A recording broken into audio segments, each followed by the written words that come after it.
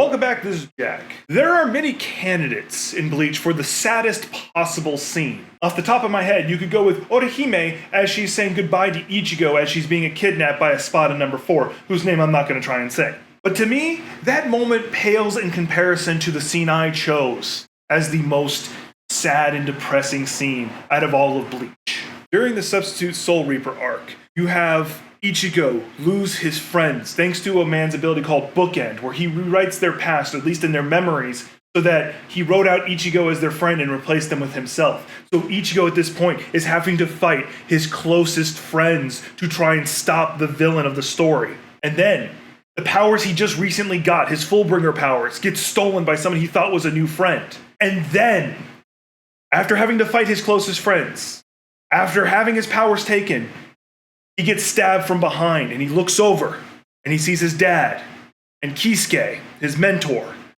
looking stone-faced. And in his mind, they also have turned on him. And if to make matters worse, he's told to look at who stabbed him, and he looks back, and he finally sees, after a second, he sees Rukia holding the sword. And for a fraction of a second at least, in his mind, even Rukia has turned on him and stabbed him before he realizes what's really going on. And if you know the anime, you know what happens next. It's a very epic moment.